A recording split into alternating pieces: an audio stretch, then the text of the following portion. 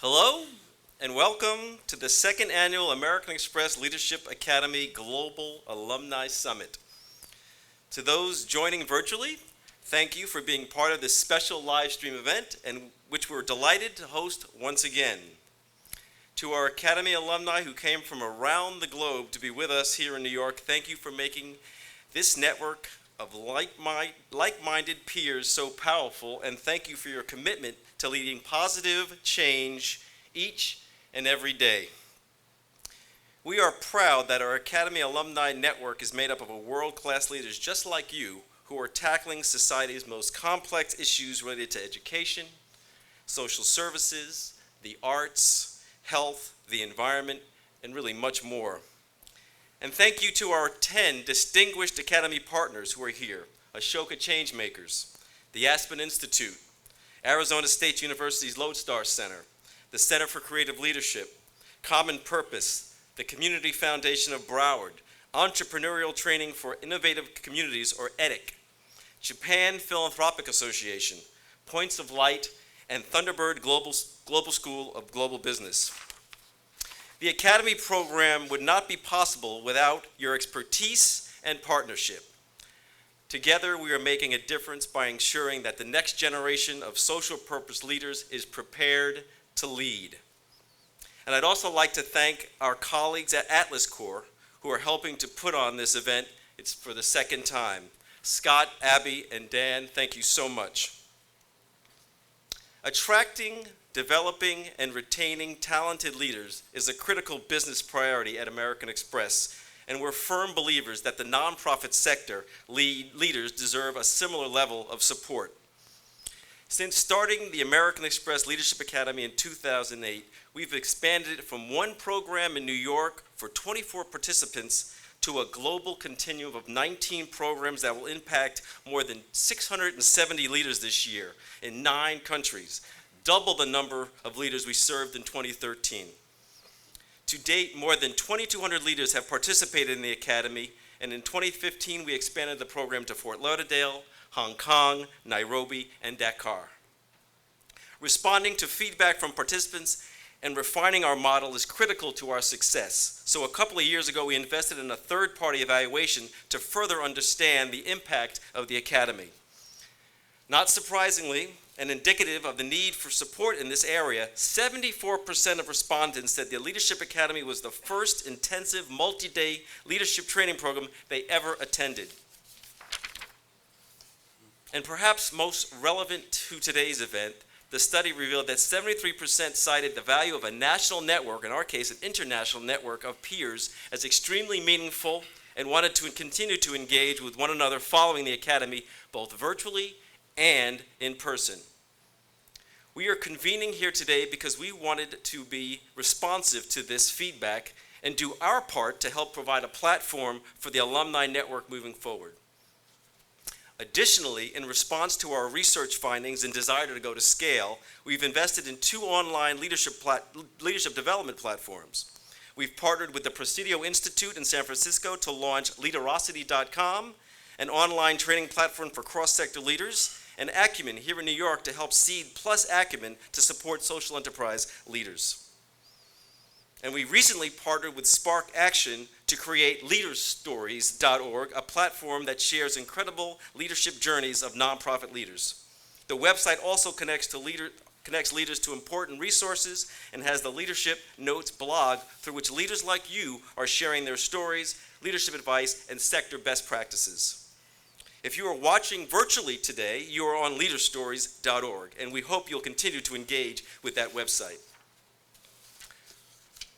I am delighted to work for a company like American Express, whose ongoing commitment to leadership development is what brings us here today.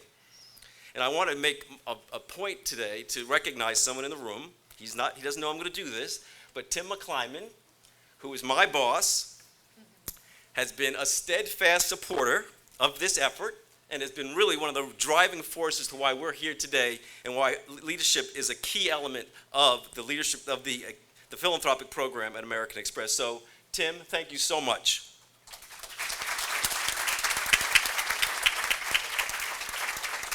So without further delay, let's begin today's special live stream event, and I want to introduce my colleague, Wendy Lopez Aflito, who will moderate today's panel. Good afternoon. Welcome to all of you. We are so excited about the next 2 days, and thanks to all who are watching virtually. I'm especially excited to be moderating this conversation with these two extraordinary leaders. We are truly very honored to have you with us here today. I'm not going to read their full and very accomplished bios because you have them in your program book and they are on the screen, but I really encourage you to read about their experiences, which they are going to also share with us here today.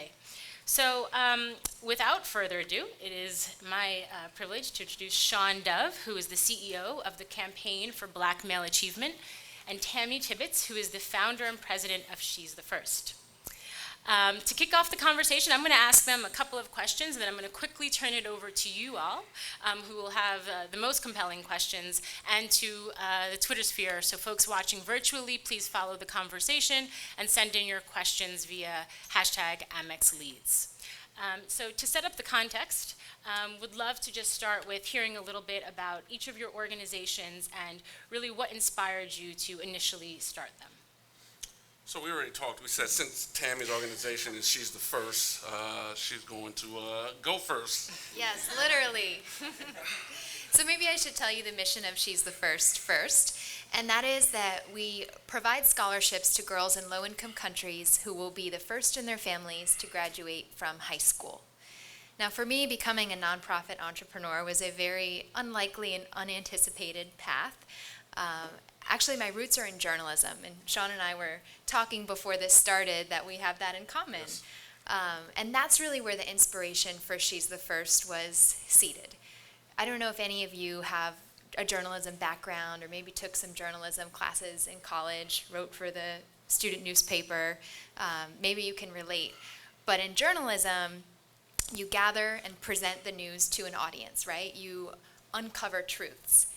And you learn a lot of skills that serve you well as nonprofit entrepreneurs. You learn diligence and ethics, storytelling. But one thing you learn is to be unbiased and to be a bystander, essentially. And when I was in college, I was reporting on a story that for the first time I couldn't be a bystander anymore. And it was about girls' education, specifically in Liberia, but that research that I was doing into the topic led me to discover for the first time that millions of girls around the world are out of school. And this was in 2007, so it was before anyone knew about Malala. It was before all of the mainstream attention that fortunately this issue is now receiving. So that's where I got personally passionate. And after I turned in my story, which was just before I graduated from college, I then became a volunteer for the organization that I wrote about. 2 years after that, as I had a career in the magazine industry, I had been to Liberia twice as a volunteer, and I thought, what could I do to mobilize my generation, millennials? And that's when She's the First was my aha light bulb moment.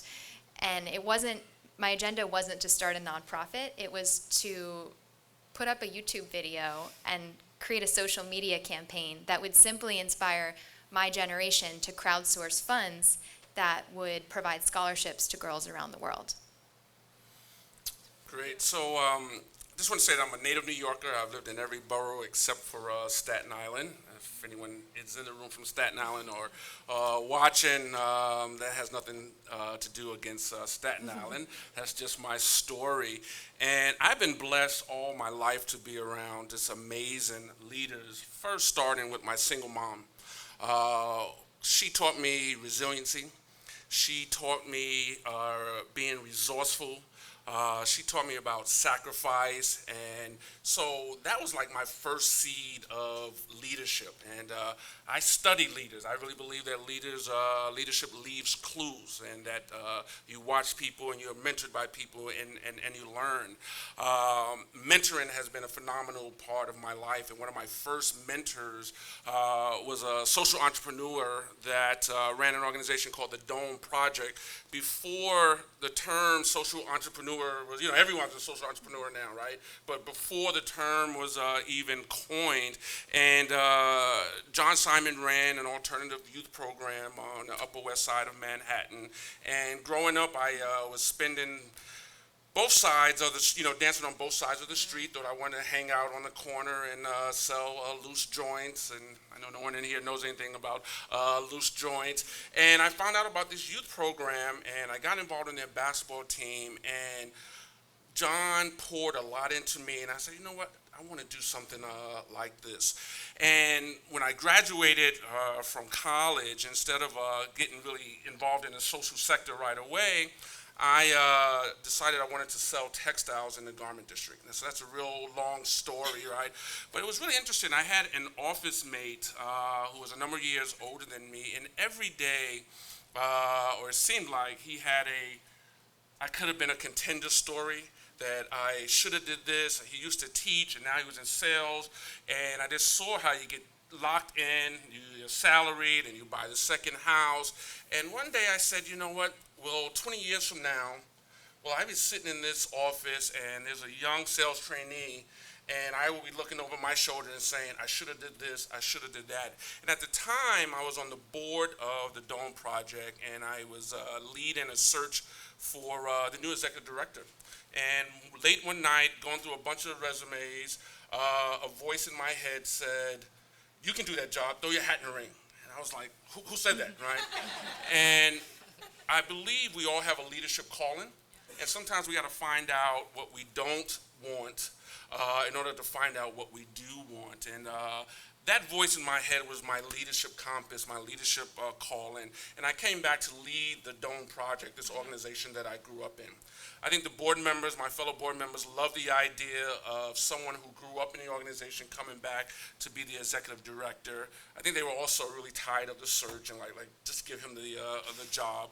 And for me, it was leadership by baptism. 24 years old, executive director of the organization I grew up in, and really got my butt kicked. But I want to fast forward and say, the organization that I lead now is a Campaign for Black Male Achievement. It's a national membership organization, and we exist to ensure that the leaders and organizations that are really driving this national movement to improve life outcomes of black men and boys, that their work grows, that it sustains, and that it's really effective in building the capacity of those leaders. And, I was doing this work all my life, and now they started calling it a field, a movement, and I was able to join the Open Society Foundations when they launched the Campaign for Black Male Achievement in 2008. It was originally supposed to be a 3-year initiative. 8 years later, here we are, but I'll tell that story a little bit later. Okay. Well, thank you very much. That helps set up the context. So I guess my next question is, you spoke about your initial idea was doing a YouTube video. And it was a 3-year campaign. So clearly you have both now grown your organizations to be successful and sustainable. I'm sure that you encountered hurdles along the way. We are here to discuss leadership over the course of the next 2 days. Can you talk a little bit about your own leadership journey and perhaps be a little bit specific, a time where your leadership was really challenged and what you did about it? Wow, there's a lot of stories there. Every day there's a challenge of leadership. It's interesting, I was looking at the topic, when you're going through challenging times. And I'm thinking about when isn't leadership challenging times? If you're dealing with humans, which we have to do as leaders, it's very challenging. But I remember a significant leadership moment. I used to work for an organization called the Harlem Children's Zone. And as Tammy shared, we both had a passion for journalism. I had a really wonderful youth development experience with an organization called Youth Communication, and published my writings as a teenager. And I wanted to replicate that at the Harlem Children's Zone. I was leading a beacon school in the heart of Harlem. And so I had this vision, but I really didn't want to do the work, so I hired consultants to lead it, right?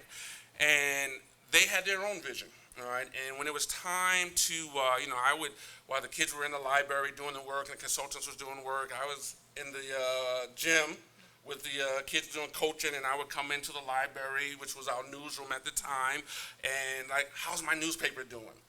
And when it came down to publish the first edition, I realized that they had a separate mission than I did. And I looked at the content and I said, there is no way that we're going to press with this newspaper. There was content that would have been damaging for the organization, might have gotten me fired. And I remember the February morning vividly. It was a stormy, snowy February morning. I came into my office and there was a renegade batch of papers on my desk. They had published the paper anyway, and I thought that this was going to mean my job. So I had a couple of resources. One, I had a mastermind, a couple colleagues that we would meet regularly, and I called my mastermind, and I was like, can you believe what happened? And we started strategizing. Then I made the really difficult call that I had to make to the president of the organization, Jeff Canada, and say this paper was published. And sometimes when we're going through scenarios, we blow it out of proportion. Right? I was like, wow, this is like the end of my job. But he was cool, calm, and collective and said, these are the steps that you need to take. But for me, the pivot moment was, Sean, I had to ask myself, do you truly believe in this vision? Do you believe in it, that you will own it and you will do the work? And the answer to that question was yes. And I learned, as we learn in challenging times, that stumbling blocks are often stepping stones. And wound up creating another newspaper, different name, had to say goodbye to those consultants, had to ask a question to adults and even young people, whose side are you on? Right, because we're going forward, and we created this newspaper called Harlem Overheard, and 20 years later, that paper still exists. And it was, not so much what happens in a leadership challenging situation, is how you respond. And one of my mantras, my mission mantras, is it's not how far you fall in leadership, it's how high you bounce. Thank you for sharing that. That's absolutely true. I like that. Yeah, I remember that. Well, I guess just to briefly pick up on where I left off, She's the First started as a YouTube video, and for a few years, it was snowballing, fueled on the efforts of volunteers, and I was still a volunteer because I was working in magazines. But then in 2012, 4 years ago, I became the first employee. We had the funds to onboard me, and shortly thereafter, my co-founder. Now we're a staff of 4, going on 5. And one of the most basic challenges, speaking to the business side of running a nonprofit, is space. Because it's that one thing that funders generally don't want to fund, but how are you going to carry out the core of your mission without space? I mean, we wouldn't be here today having this conversation if we didn't have the gift of this space. And could any of you relate to that? Are you kind of insecure about where you're going to be working 3 months from now, 6 months, a year from now? Yeah, I mean, it's tough. So in the 4 years that She's the First has had a staff, we have moved offices 7 times. And we've had donated office space in each of those scenarios, which has been great. But it's of course pretty daunting, and it takes away time and effort to have to search for space and move.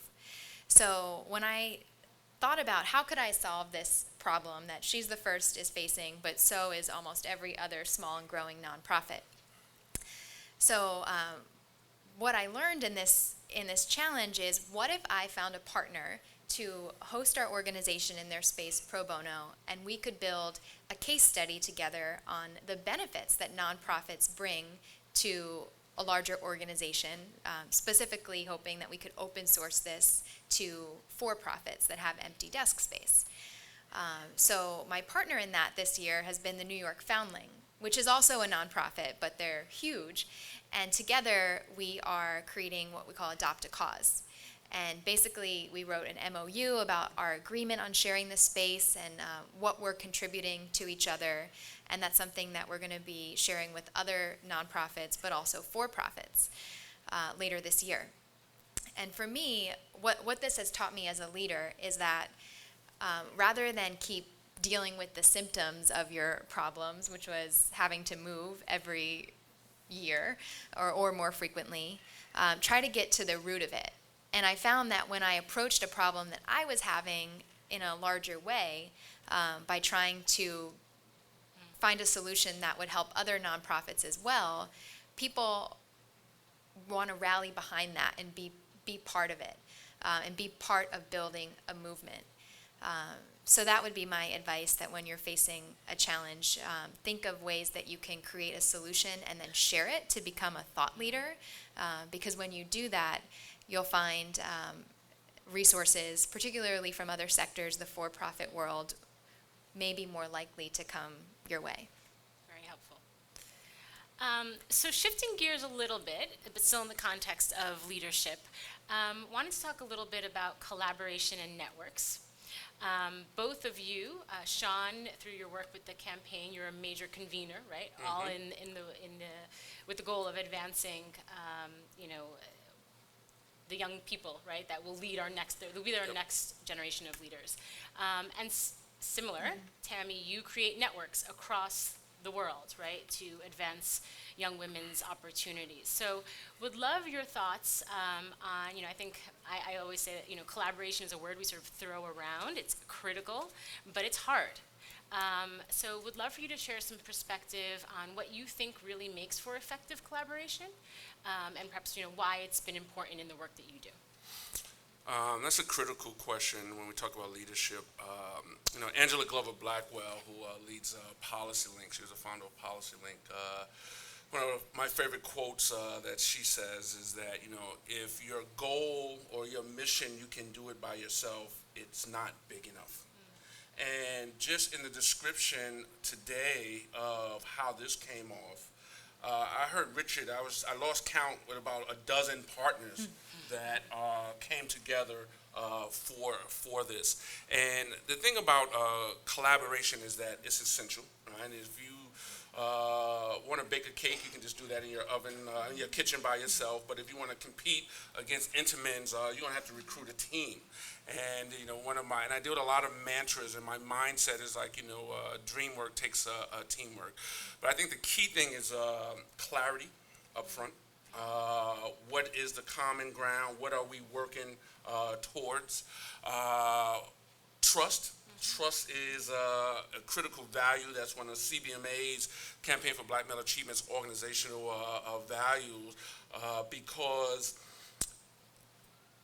we're not going to work together if there is no trust, or if there's trust that has been betrayed. And I think one of the things is also communication, constant communication, that it's essential if we're going to do some serious social change work to understand that partners are going to be engaged. And the thing about social change work is that it's messy, right?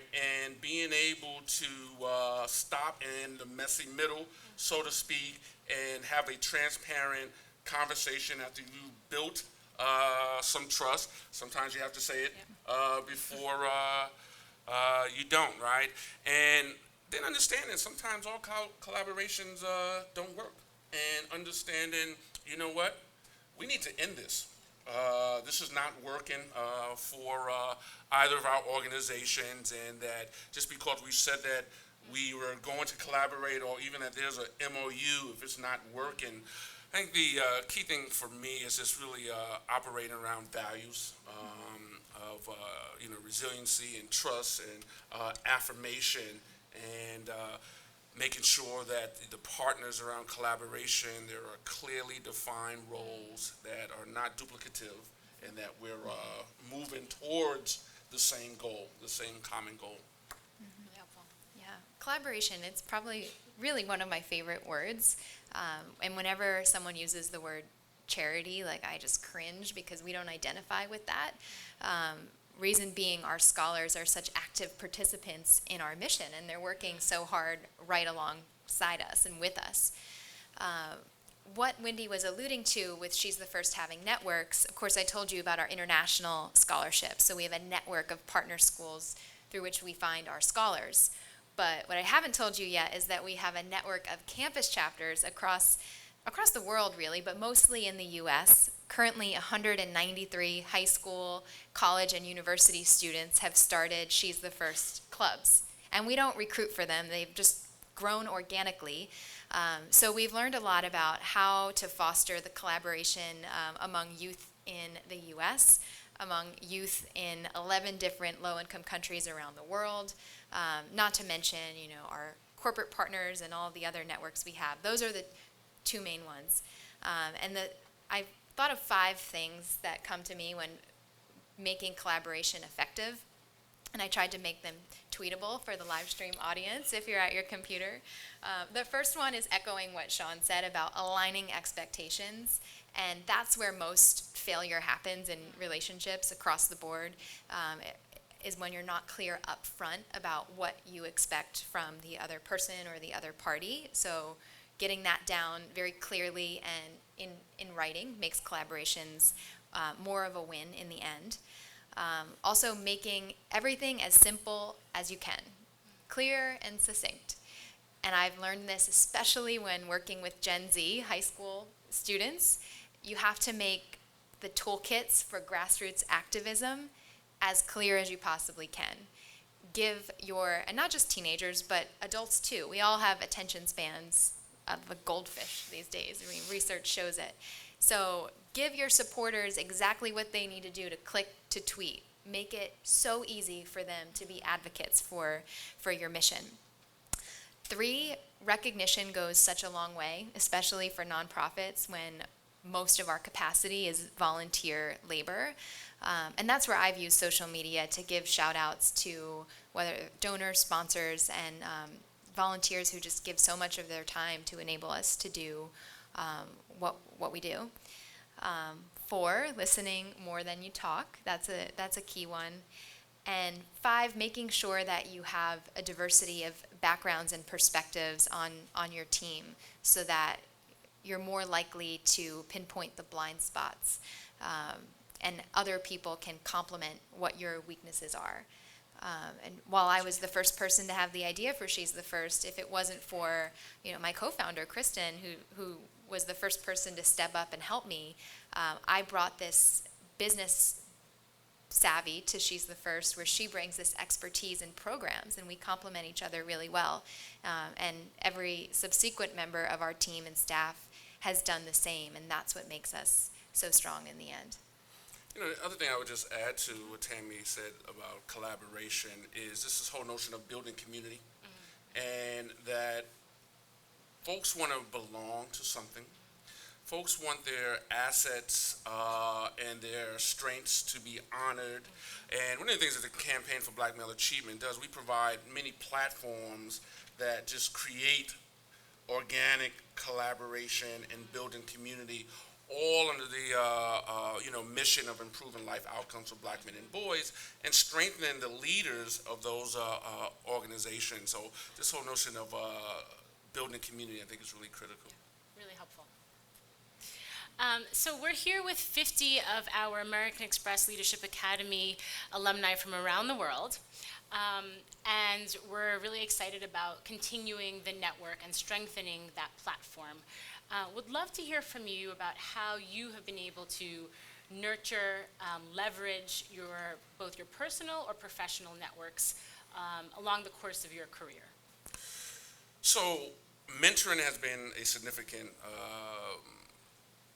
contribution to my career, and I've been blessed with a succession, very high maintenance. So I have a succession of many mentors that have helped me.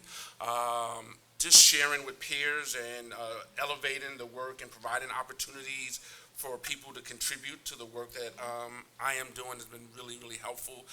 And I think also having a generous spirit and being willing to help others and to offer, my expertise and my contributions.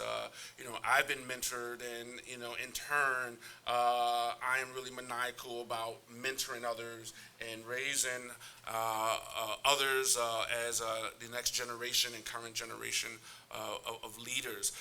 Social media, Twitter to me is the digital underground railroad, right? And being able to build community online. I know, I've been following you. I love the inspiration, really. No, it's and then whatever you're looking for, Yeah. right? Good, bad, or indifferent, you can find online, and you can build community online.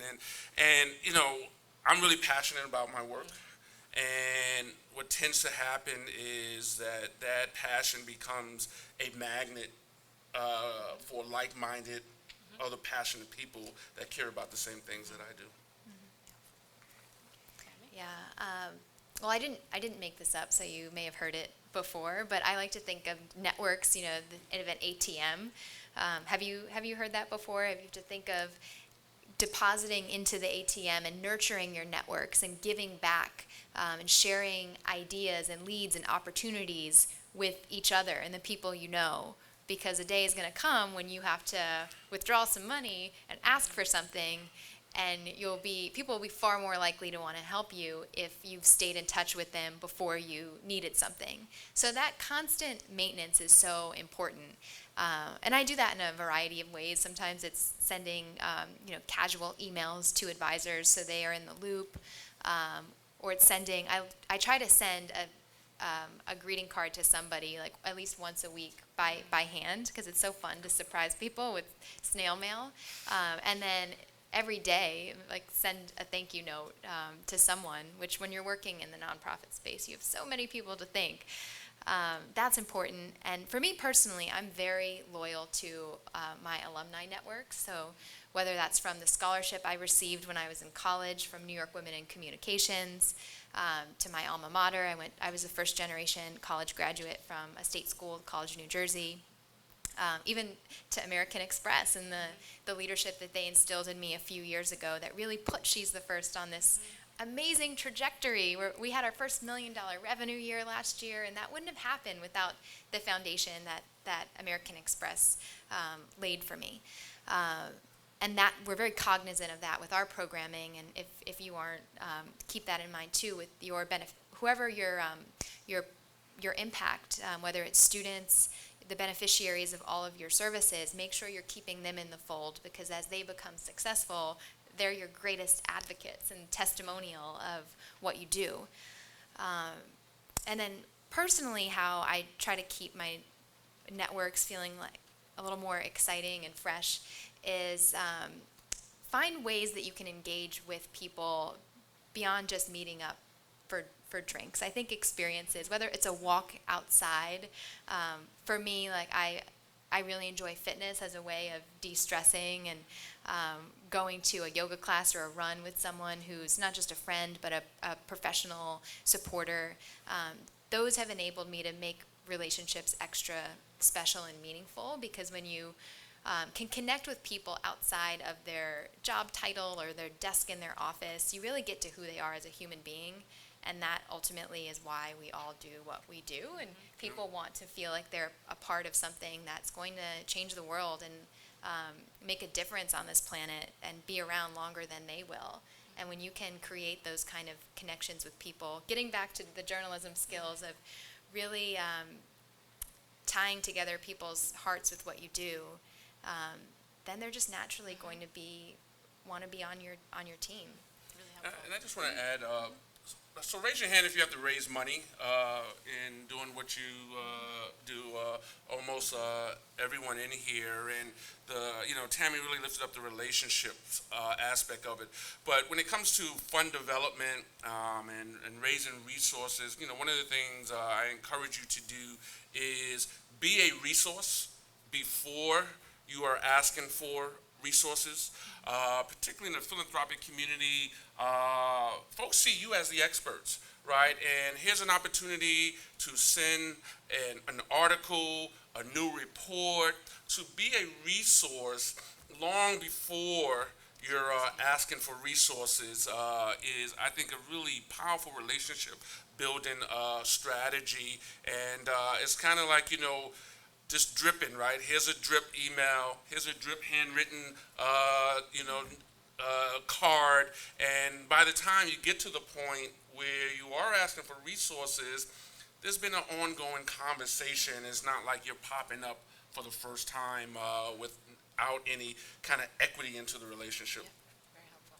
Couldn't agree more. It's a two-way street, as they say, in conversation. And so for you to be able to tap and leverage your networks, you need to be able to contribute. And I think, like you said, it's not just let's go out once in a while, but how do you keep that conversation ongoing with your folks? And that's what we're hoping to do here over the course of the next couple of days and with all of our work. So that's very helpful. So I have just a couple of two last closing questions before I turn it over to the group and hear from folks virtually.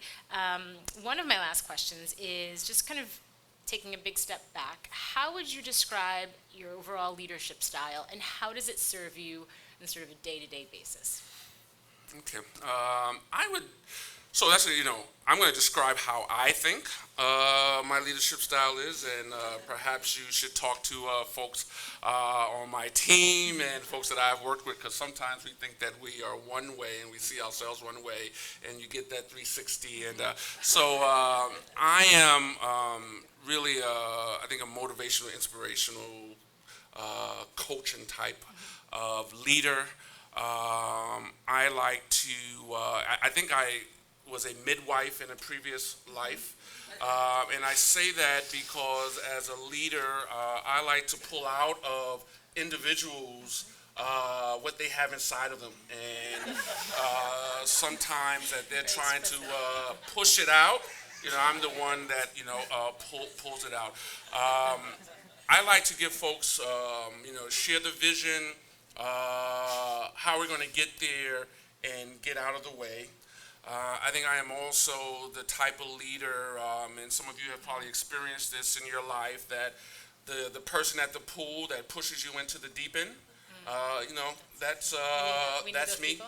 That's me. I will push you into the deep end because I believe is I'm out of my comfort zone. You're coming out of your comfort zone with me as well. And the other thing, I don't know if we're going to get to this, but I just want to mention it before I pass it on to Tammy, just the importance of self-care and wellness. I am a very contemplative leader. I need my time alone, my morning ritual, and my devotionals, winding down with walks. I think Robert Putnam wasn't totally correct. Bowling alone for me has had plenty of advantages just to wind down on the weekends, and I get really excited about seeing someone do something that they didn't think that they could do, but they already had it in them, and just putting them in that position to lead in ways that they didn't believe that they could lead. Well, for me, collaborative, of course, is the buzzword of the hour. But I really think of myself as I lead the leaders. And our students, whether our scholars internationally or our campus chapters, they are leading communities, they are leading entire campuses, and what can I do to support them and make them stronger? Because She's the First wouldn't be what it is without them, and we have no chance of realizing our ultimate vision of universal secondary education without them.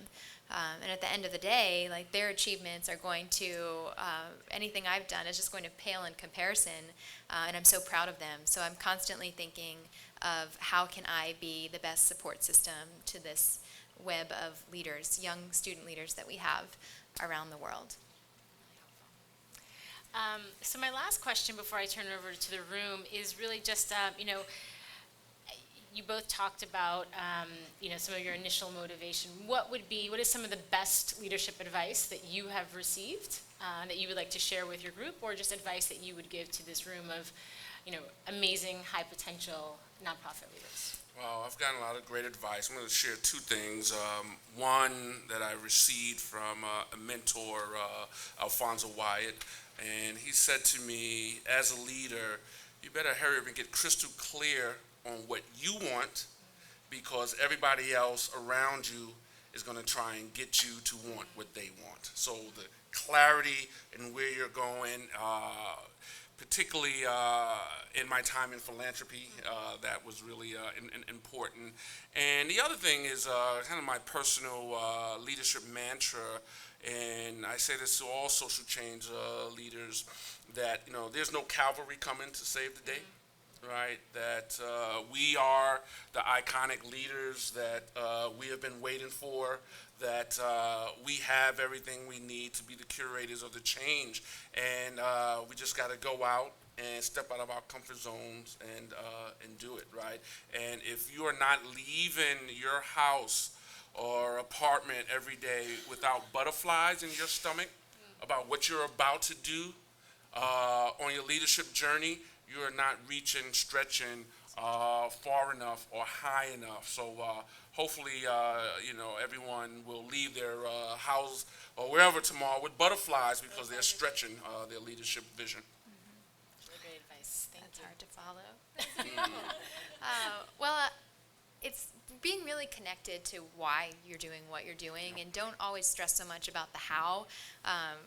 You'll figure that out, but as long as you know why you're doing it, I feel like you can overcome anything.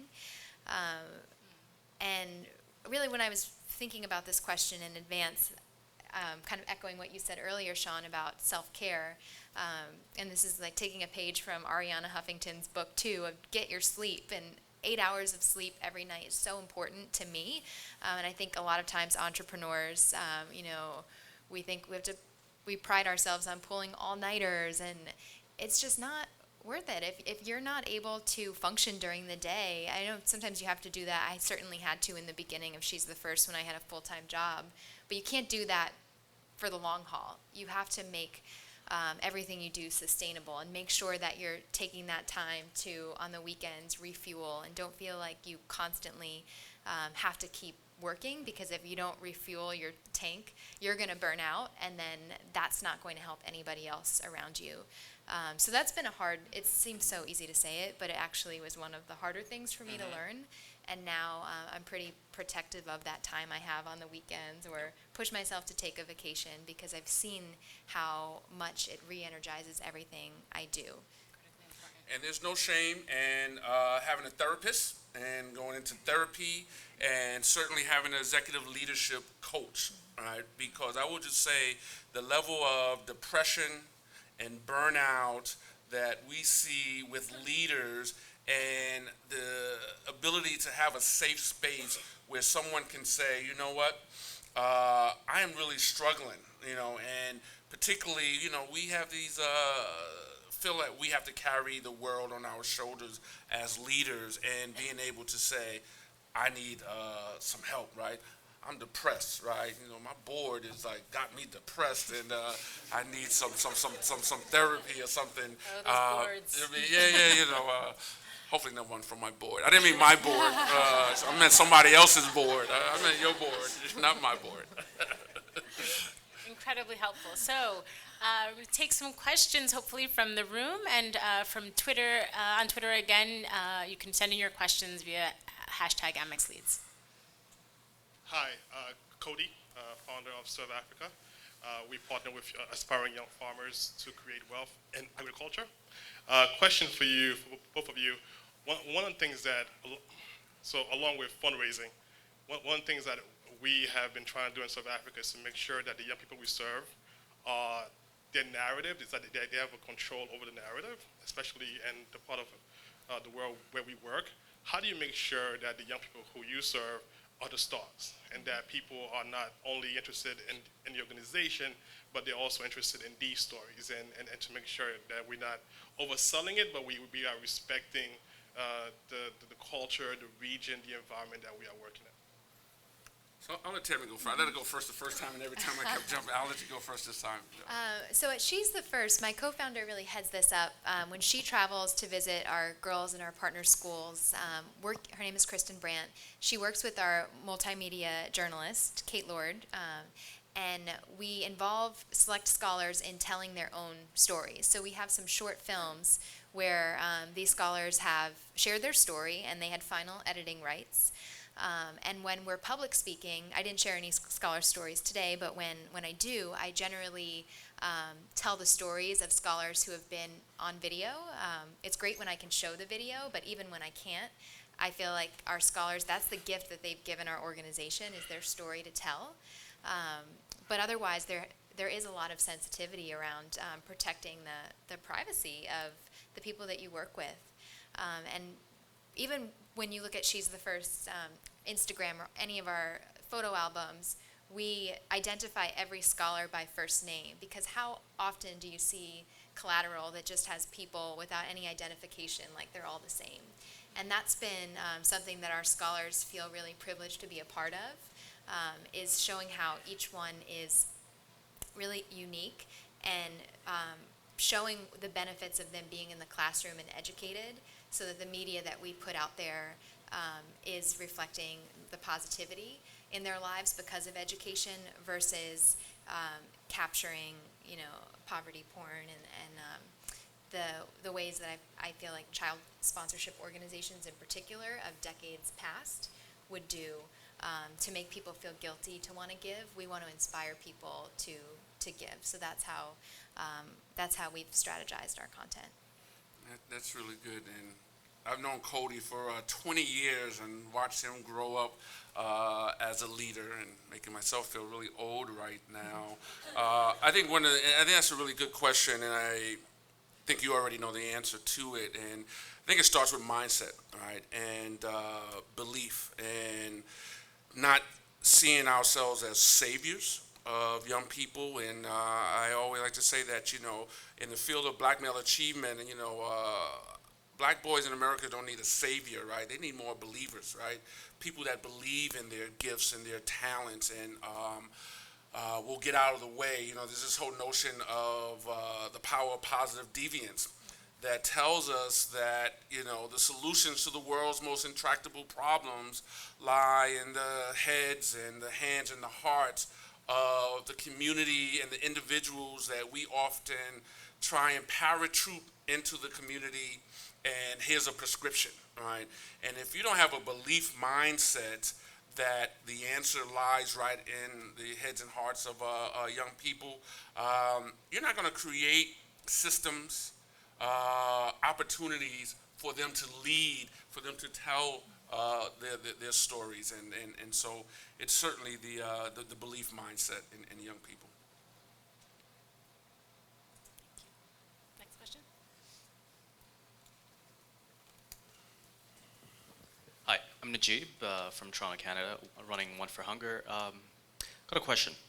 For when you're running an organization, especially you're inundated with a lot of decisions that you have to make, and often there are going to be times where it's going to be a hit or a miss, make it or break it.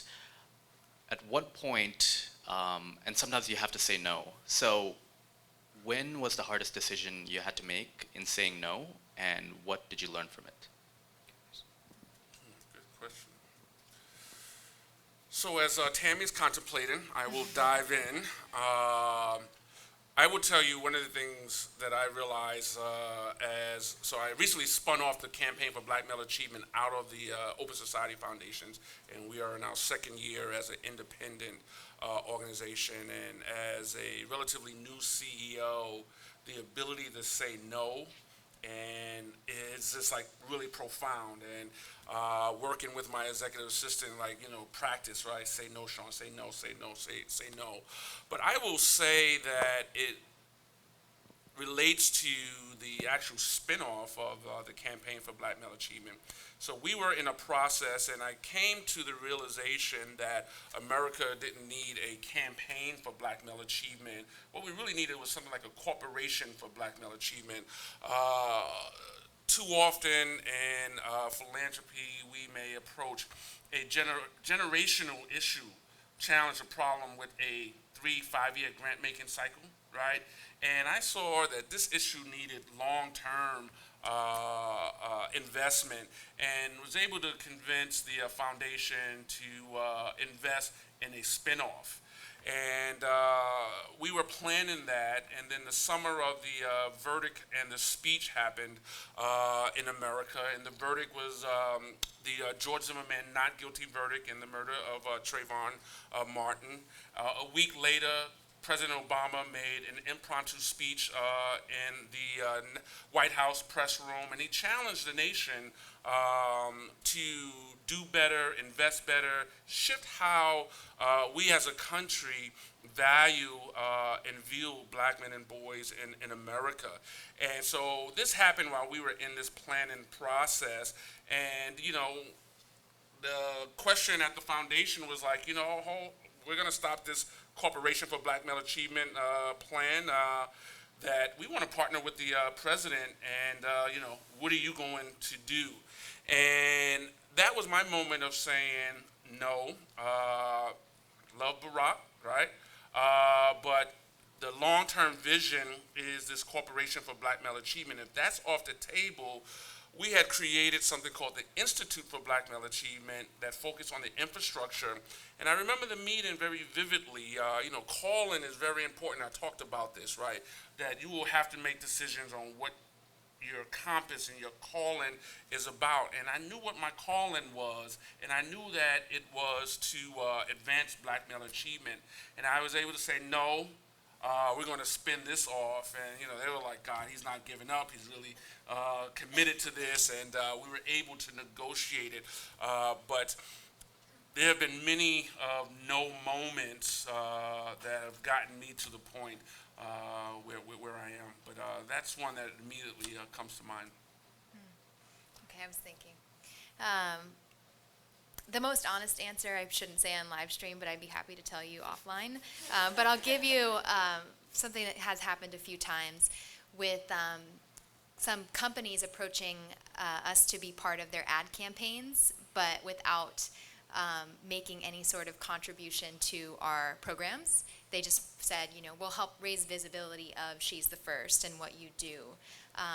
But I was like, but you're using what we do to sell your product. And I said no, even though, how exciting would it have been?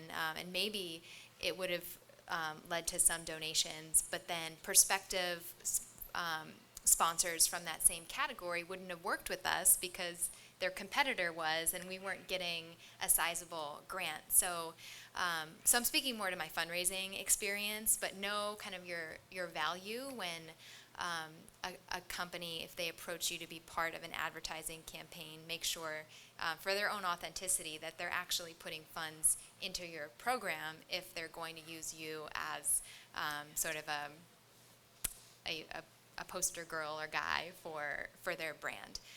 So those have been, it was hard to not be a part of what they were doing, but I knew it was the right thing for our business. Great. All right. Any other questions?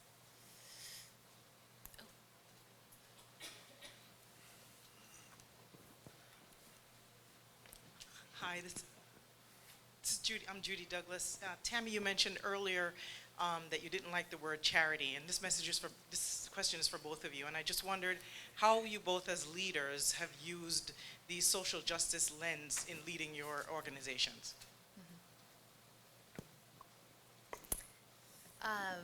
Can you be more specific, like what type of examples you would like us to give in terms of how we've helped our audience? So one of the things I will say is just the pure need to have a campaign for black male achievement in America. It responds to the historical racism, oppression, structural exclusion of not only black men and boys, just the black community and others. And so that is really at the heart of the work that we are doing, working with, social justice leaders, right? And some may not even call themselves social justice leaders, but that's the work that they are doing when they are working to impact against systems in the United States that create this widening gap that we see, right? And one of the challenges, Judy, that I see now is I've been doing this work for a long time, and some of the disparities, when we look at the data, not only in some cases have not moved, in some cases, the disparities are greater.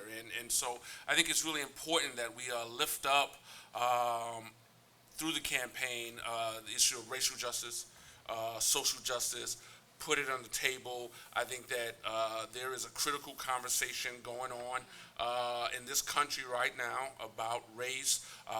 We look at the amazing work that the Black Lives Matter movement has allowed to, particularly in the philanthropic sector, to have conversations and invest in a deeper way. We've got a long way to go, but a deeper way in racial and social justice leaders. And for us, we're looking at the gender gap, particularly in secondary education between girls and boys around the world. And while we have those facts on our website, I've seen in the girls' education movement over the years, like the reasons that have been given on why girls should be in school, how it supports the community and the economy. And now there's been a shift in a good way to say girls should be in school because it's the right thing to do. It's equality. So we put ourselves in the context of this larger movement that we're a part of.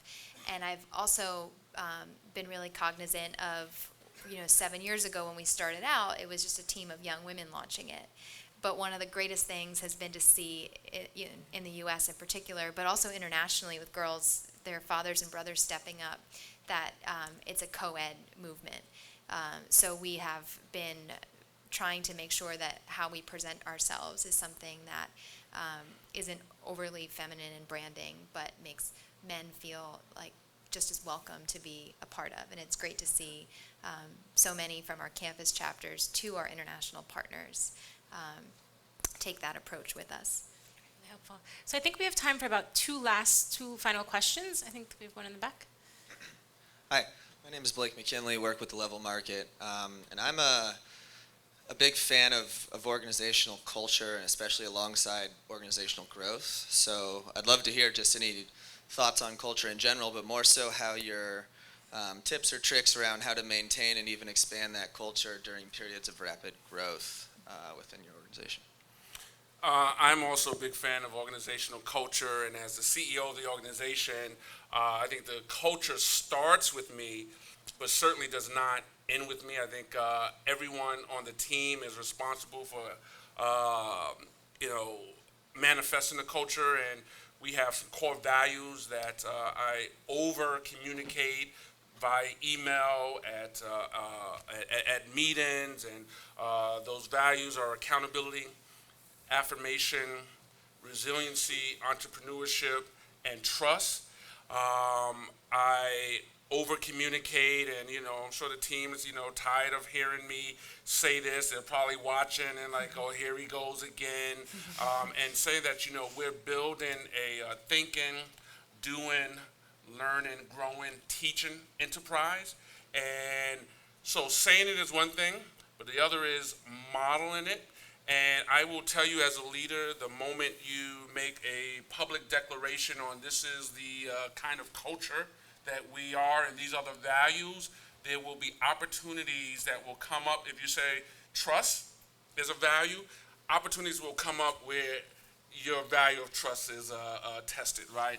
If you're saying that you're about accountability, those values will be tested.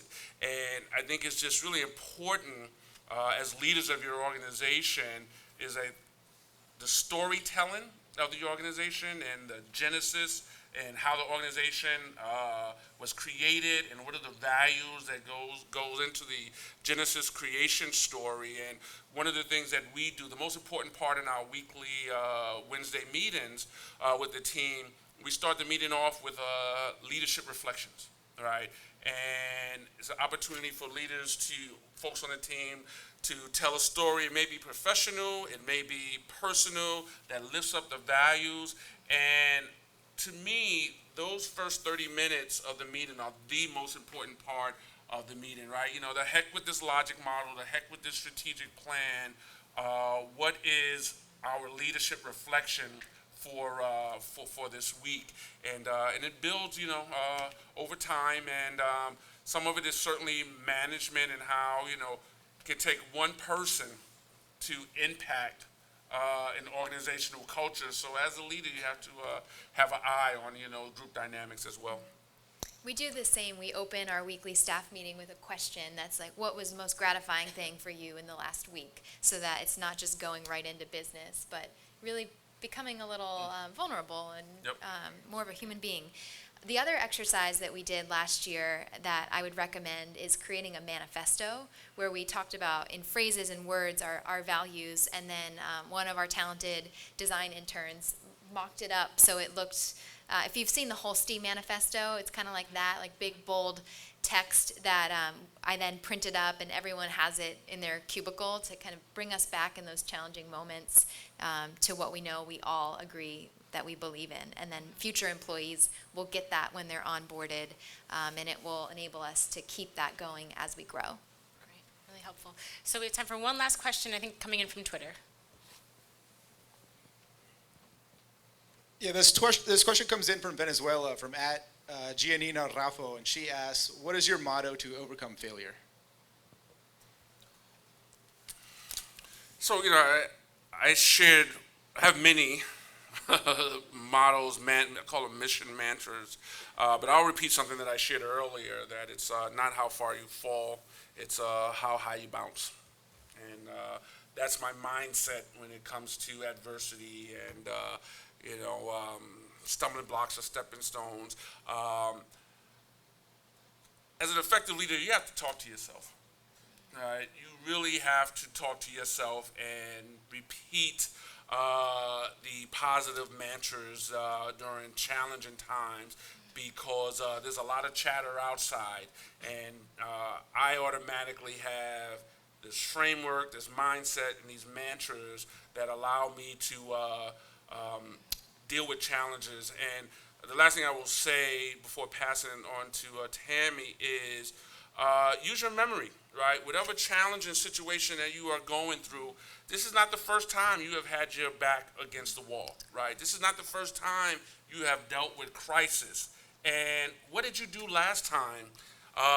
You survived it, right? And how did you survive it? And sometimes we think that, when we're in something, that this is it, use your total recall to remember the time that you were in a crisis or a challenge before, and that you got through it.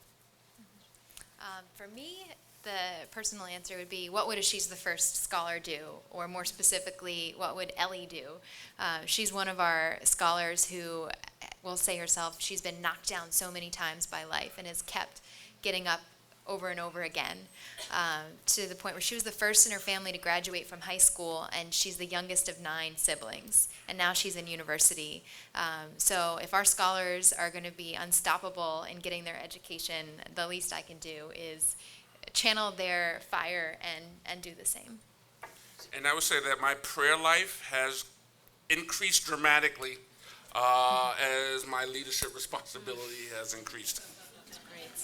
I want to thank you both so much, Sean and Tammy, for helping to kick off our 2nd annual American Express Leadership Academy Global Alumni Summit. This was just a fabulous conversation, and thank you for your time and all that you're doing to impact our communities. Good to be on the Wendy Thank Show. you. The Wendy Show.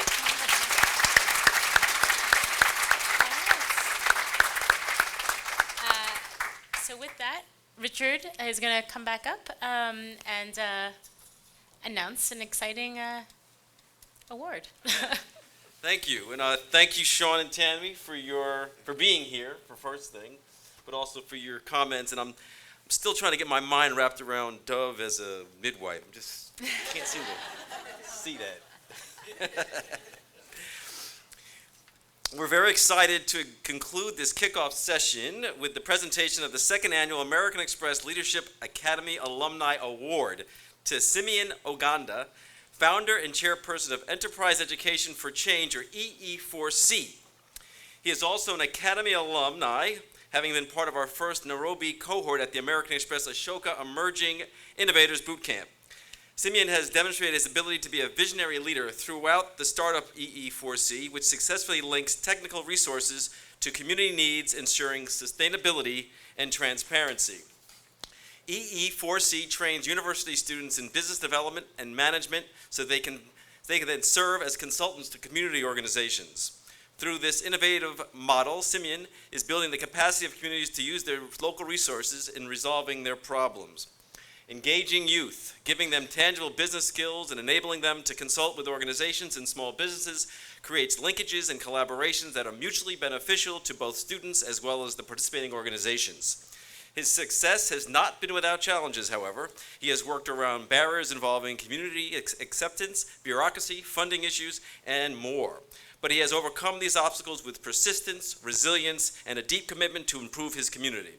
Simeon and EE4C have been featured on Huffington Post and Forbes, and recently he was selected to participate in the Community Solutions Program, a professional development program sponsored by the U.S. State Department that lifts up best and brightest global leaders addressing critical community problems. Simeon was selected from over 1,100 applicants to join a cohort of 60 community leaders from around the world. It is my pleasure to invite Simeon Oganda to the stage to present him with the American Express Leadership Academy Alumni Award, which I forgot, it's over there. As part of this award, I am pleased to announce that American Express will provide $25,000 to EE4C in Simeon's name. So, Simeon, please.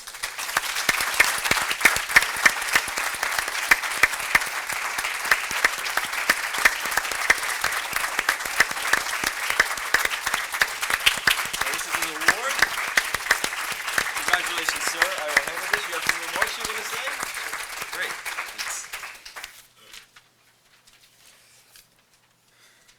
Good evening.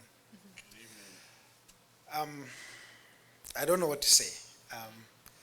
Normally, when you begin a journey, you begin it in the back rooms of whichever space you find. And as you battle all the butterflies in your stomach and you get scared of the moment, you only hope that as you travel that journey, you'll get partners and work with many people who will inspire you and challenge you at the same time. So, as part of this acceptance, I would like to tell of a story that inspired me once. I joined Maseno University in Kenya in 2008. I was a student of philosophy. And by that time, I was inspired a lot with the quotations. So one day, as I walked in the dining hall of the freshmen, I saw a quote. Actually, it was a statement that said, would you like to compete with other students in an international podium? And I remember telling myself, of course, yes. And then when I saw that poster, I looked for the venue and I attended that meeting. And the first quote that I saw on one of those of their campaign posters was saying, "We endeavor to have a head for business and a heart for the world." And I thought to myself, this defines what I want to do. For 4 years, I met different people that confirmed to me that that is exactly where I wanted to be. I was learning philosophy, but I was also being introduced into a world of creative collaborators. And after that university experience, I battled with myself on whether to join the for-profit sector or the non-profit sector. I needed to make a living, so I had to make money. But making money never made me excited. So I found that excitement by interacting with the young people of my age and getting challenged, even by those who never went to the university. And I told myself, if they can inspire me and they haven't seen as much as I have, what's stopping me? Now, since 2012, when I completed my studies, my undergraduate studies, my mind has progressed to the level that by the time I was selected for the Community Solutions Program in 2014, the idea of enterprise education for change had started. And it only started with 5 people. We were in the back room of a university hostel. I had completed my studies, but I was back there to motivate young people like myself. And we started enterprise education for change. And 2 years later, what I've learned from that experience is that we have not been successful because we dreamt big or because we were well informed, but because we were creative collaborators. I've met different people, especially through the American Express Leadership Academy, who have not only challenged me by advising me, but by showing me how it's done. From a very nice article that John wrote about us in Forbes that got over 4,000 views in the first 3 months and helped me to meet another Canadian organization of university students that then partnered with our organization to bring stoves to a local community. And then to the young students who constantly visit my my Facebook page to tell me just how last week was interesting because I told them something they didn't know of. And as I relive those experiences with you here, I only have one understanding, that in American Express Leadership Academy, through our various supporting organizations, we've realized that we often come together to celebrate some things that we started long before we ever met. And it reminds me always that leaders live sports. So some of us guys here have left sports in enterprise education for change that continue to shine here and beyond this platform. And for that reason, I feel so humbled and honored to accept this award, because I know it reflects the spirit that lives within this room and shall extend as we go back to our countries. Thank you.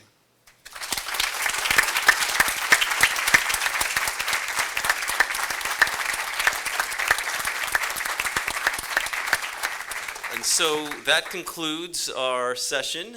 Thank you very much for your participation.